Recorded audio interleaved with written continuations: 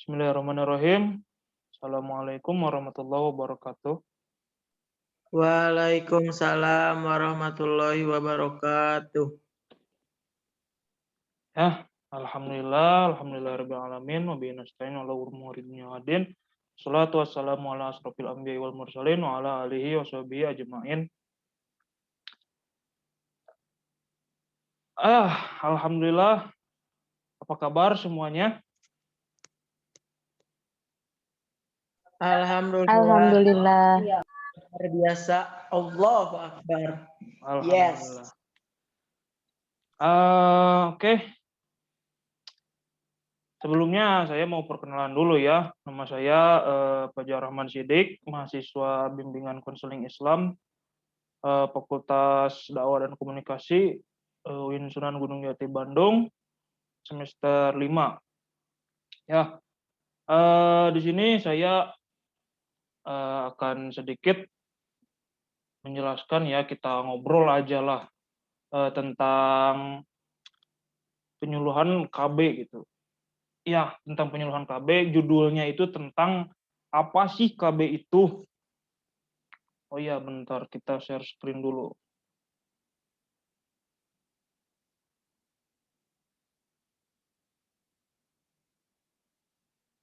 Oke. Muncul gambarnya, muncul.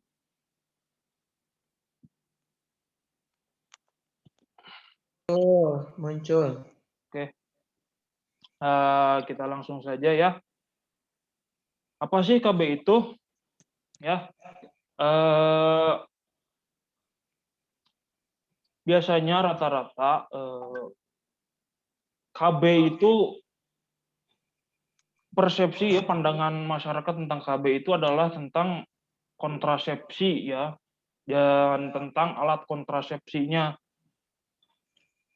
Sebenarnya itu betul ya, betul. Cuman kurang lengkap. Jadi KB itu tidak menjelaskan tentang kontrasepsi, hanya kontrasepsi terus-terus. Akan tetapi KB itu menjelaskan tentang keluarga berencana. Jadi penyusunan upaya untuk mewujudkan keluarga yang berkualitas. Ya. Langsung apa itu KB? Keluarga berencana adalah upaya untuk mewujudkan keluarga yang berkualitas ya.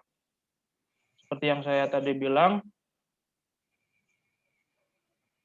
dalam mewujudkan hak-hak reproduksi serta penyelenggaraannya, pelayanan, pengaturan, dan dukungan yang diperlukan untuk membentuk keluarga dengan usia kawin yang ideal, mengatur jumlah anak, dan usia ideal untuk melahirkan anak. Jadi KB itu berbicara tentang seputar itu ya, seperti itu. Kemudian tujuan KB itu apa sih? Ya, yang pertama tujuan KB itu adalah ada tujuan umumnya ya. Tujuan umum KB itu yaitu mewujudkan norma keluarga kecil bahagia sejahtera. Nah, tujuan khususnya yaitu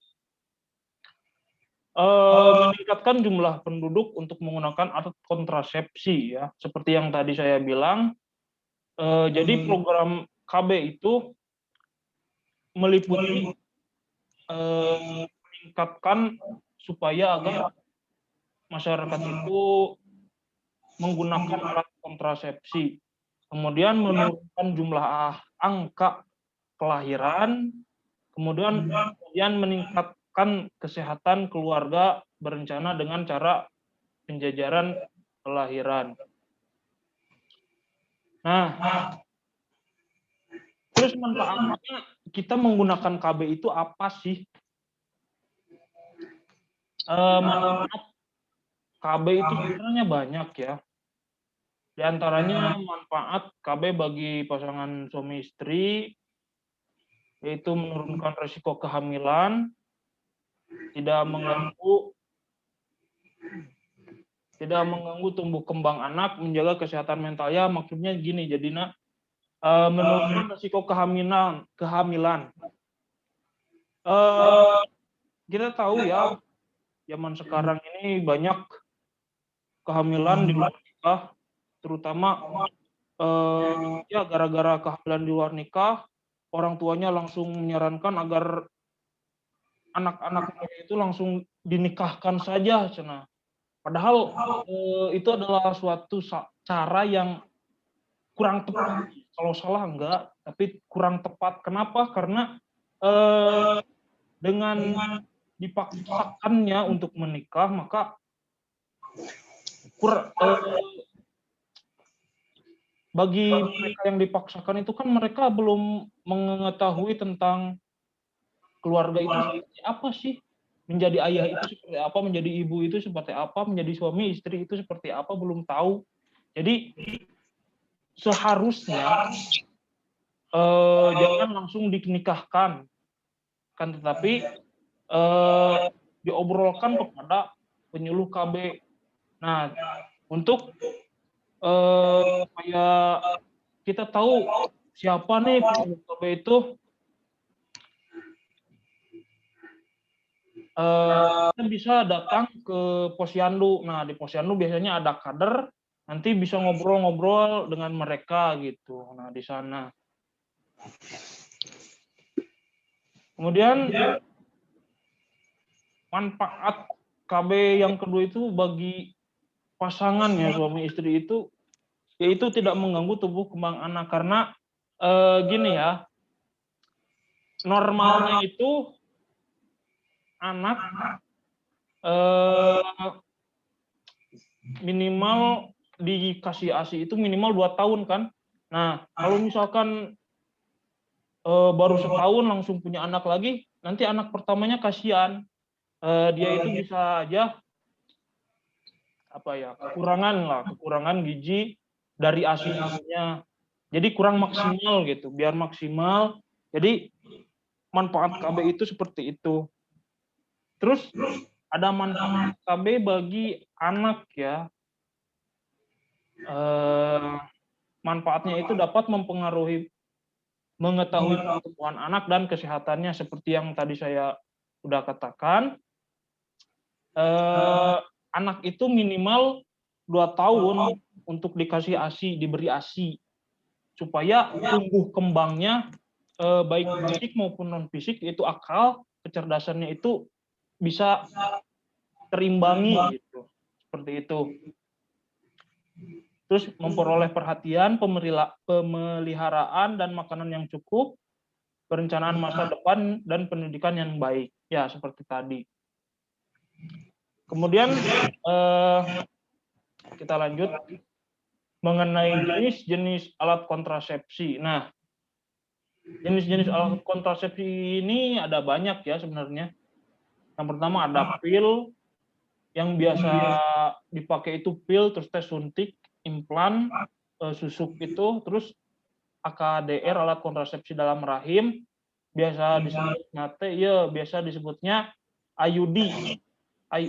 Nah, IUD biasanya. Terus alat kontrasepsi yang paling terkenal itu adalah kondom ya.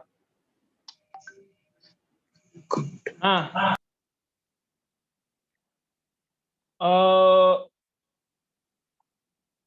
fungsi dari alat kontrasepsi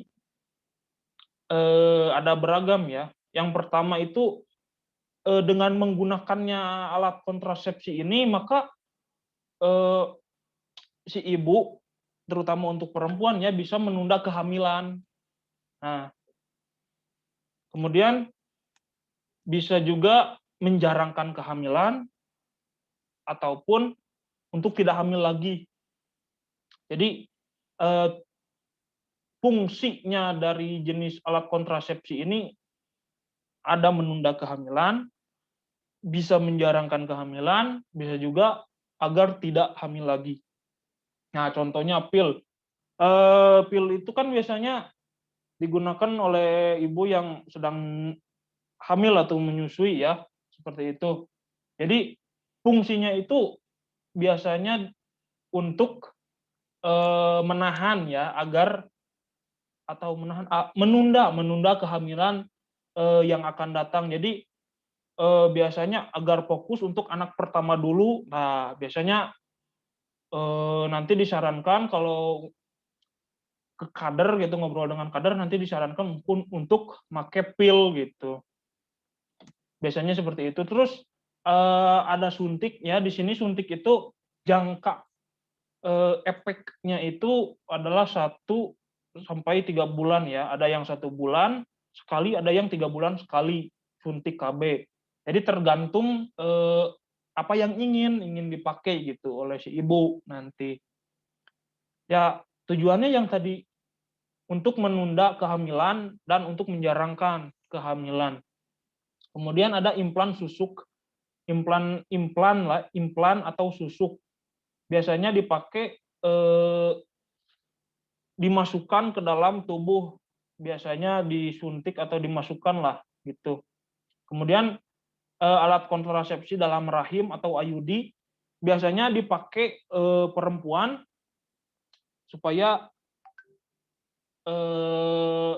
jarang hamil atau bisa menunda bahkan lama ya, durasinya itu lama bisa beberapa tahun.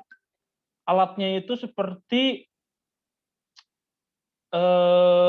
huruf T. Nah, nanti dimasukkan ke dalam rahim si ibu. Biasanya seperti itu alat pemakaiannya. Kemudian kondom. Nah, kondom itu ya seperti biasa aja lah. Yang kita ketahui umumnya dipakai oleh laki-laki, tapi secara apa? Jadi untuk perempuan juga itu sebenarnya ada. Jadi intinya kondom itu agar apa ya? Tidak jadi untuk menahan sperma agar tidak masuk ke dalam rahim si ibu. Nah, biasanya seperti itu. Oke, mungkin sampai di sini dulu. Ada yang mau bertanya? Saya persilahkan. Saya izin bertanya. Oke, silahkan Saudara Mahdad. Kan itu untuk perihal KB. Nah, apakah KB itu hanya di program KB itu hanya diperuntukkan oleh perempuan saja, apa laki-laki bisa seperti suntik atau kayak gimana? Terima kasih. Oke. Ya, penggunaan alat kontrasepsi kan seperti itu ya. Oke. Iya. Biasanya gini, ada alat kontrasepsi yang namanya vasektomi dan tubektomi. Biasanya itu ada dipakai. Kalau vasektomi ya dipakai buat pria laki-laki, kalau tubektomi biasanya dipakai perempuan atau wanita. Nah, biasanya disebutnya itu kalau di penyuluh biasanya disebutnya itu alat kontrasepsi kontap ya, kontrasepsi mantap. Nah, biasanya gitu disebutnya. Kenapa disebutnya alat kontrasepsi mantap? Karena pemakaiannya gini. Jadi pemakaiannya yaitu dengan menyumbat saluran reproduksi. Bisa dengan cara mengikat ataupun memotong. Jadi bukan memotong itunya ya buat laki-laki, tapi dipotongnya itu salurannya aja. Jadi nggak dipotong kepunyaan laki-lakinya seperti itu. Jadi gimana itu teh? Ya, jadi kan kalau laki-laki itu kan kepunyaan laki-laki nih, tahu kan? Nah, jadi biasanya seperti dikebiri, tapi dikebiri kan dipotong. Nah, kalau ini enggak. Jadi cuman diputus aja salurannya, jadi biar nggak keluar atau disumbat gitu. Biasanya pakai alatnya itu seperti dijahit gitu. Berarti dibedah gitu. Bedah enggak sih, cuman ya seperti itu kurang lebihnya. Saya juga belum tahu ya, belum nyoba dan nggak tahu jadinya gitu. Siap. Ya, silakan ada lagi yang mau bertanya. Oh iya, sebelumnya gini, kenapa saya penyuluhannya kepada remaja gitu, teman-teman sebaya, karena gini ya, sekarang ini BKKBN fokusnya bukan untuk keluarga berencana, jadi bukan untuk orang-orang yang udah berkeluarga saja, tapi tujuan BKKBN yang sekarang itu adalah untuk menjelaskannya juga kepada anak-anak remaja seperti itu. Jadi istilahnya itu ada generasi milenial ya. Generasi milenial itu adalah orang-orang yang lahir di kisaran tahun 1981 sampai 1995. Nah, gitu. Kalau generasi itu generasi milenial. Nah, kalau kita yang lahir dari 1995 sampai 2010, nah itu namanya generasi Zenial atau generasi Z disebutnya itu. Nah, sasaran BKKBN sekarang itu tidak hanya kepada generasi milenial, akan tetapi kepada generasi Z juga. Nah, karena apa? Karena seperti yang kita ketahui sekarang bahwa pergaulan bebas itu macam-macam lah. Sekarang sedang merajalelanya pergaulan bebas. Makanya generasi Z ini harus punya pengetahuan mengenai alat kontrasepsi juga, agar bisa yang pertama itu agar bisa menjaga dirinya, yaitu menjaga dirinya dan menjaga orang lain juga. Nah, seperti itu. Orang lain di sini bisa aja teman, keluarga, atau siapapun itu. Nah, seperti itu. Ya, ada yang mau bertanya lagi? Saya izin bertanya. Oh iya, silakan. Perkenalkan, nama saya Alvin Hermawan. Ya. Saya ingin bertanya mengenai ini kan membahas mengenai penyuluhan keluarga berencana, Ya. program keluarga berencana. Nah, terkadang hal itu mendapat sebuah halangan atau bisa dibilang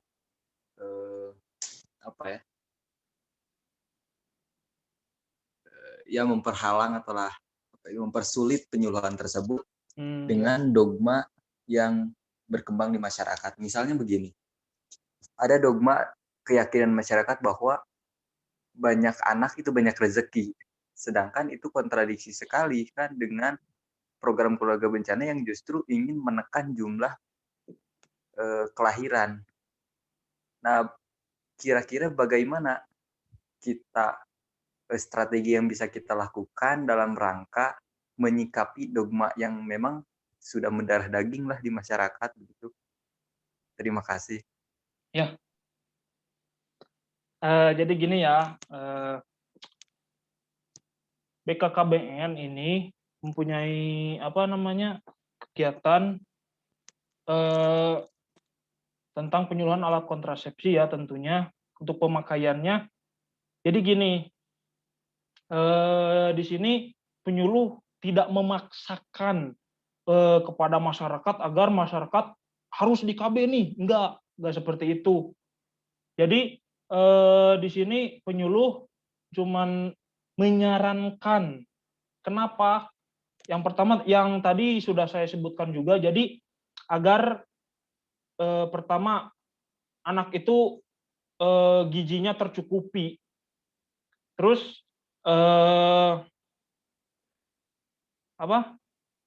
memperoleh perhatian, pemeliharaan makanan yang tercukup, terus pendidikan juga dari orang tuanya. Jadi di sini penyuluh nggak menekankan harus menggunakan KB, enggak. Hanya saja di sini penyuluh menjelaskan tentang apa KB itu fungsinya itu seperti ini gitu. Jadi agar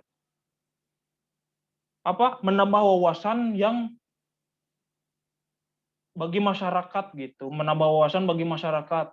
Nah, untuk menyikapi paradigma tersebut itu dikembalikan kepada masyarakat kembali, apakah ingin menggunakan atau tidak. Jadi tidak ada paksaan dari penyuluh untuk menggunakan alat kontrasepsi seperti itu. Hanya saja ya yang seperti tadi, banyak manfaat dari KB ini, seperti itu. Apakah cukup mengerti atau bagaimana?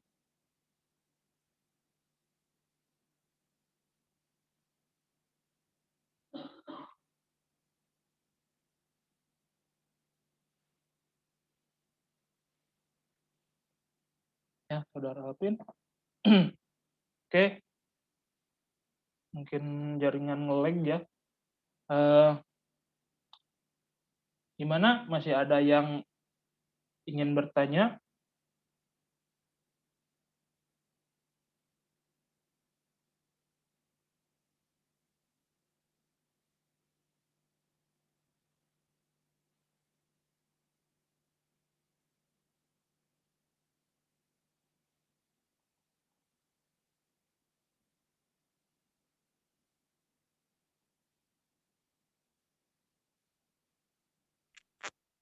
Saya ingin bertanya kembali, Pak, boleh? Ya, silakan. Saya ingin bertanya, kan tadi juga dikatakan bahwa sebetulnya ini hanya sebagai penyuluhan, jadi nggak ada semacam pemaksaan bahwa masyarakat harus ikut program KB itu sendiri. Cuma masalahnya kalau demikian, maka khawatirnya tujuan dari KB itu untuk menekan angka kelahiran menjadi semacam mang-mang gitu, ragu untuk bisa menembus target gitu. Nah, pertanyaan saya, apakah memang ini hanya sebagai himbauan semata atau memang ada sedikit paksaan juga di dalamnya, mengingat bahwa kalau program ini hanya sebagai wacana tanpa adanya intensif secara bukan intensif ya, apa itu penekanan lah intinya. Lalu apa sih sebetulnya yang pemerintah lakukan dalam rangka menunjang atau apa disebutnya? Intinya untuk bisa menerapkan ini di masyarakat. Terima kasih. Oke. Jadi gini, kemarin saya juga sudah melaksanakan apa yang namanya itu penyuluhan lapangan. Jadi saya tahu, jadi gini, di lapangan memang banyak masyarakat yang acuh tak acuh kepada KB, terutama untuk penggunaan alat kontrasepsi. Kan tetapi KB seperti yang saya jelaskan tadi tidak hanya tentang alat kontrasepsi. Di dalam KB juga, di sini di dalam program KB keluarga berencana ini ada yang namanya posyandu, ada yang namanya BKB, Badan Keluarga Balita, ada juga BKR, Badan Keluarga Remaja, ada juga BKL, Badan Keluarga Lansia. Nah, di sini jujur saya juga mengetahui banyak masyarakat ya yang datang ke posyandu untuk memeriksakan anaknya, apakah anaknya ini sehat atau bagaimana. Nah, dengan seperti itu pemerintah pasti itu namanya udah tertanggulangi ya untuk hal-hal paradigma yang aneh-aneh, kecuali untuk penggunaan alat kontrasepsi seperti yang tadi saya katakan, penyuluh tidak memaksakan, akan tetapi pemerintah juga menyediakan fasilitas yang lain seperti posyandu.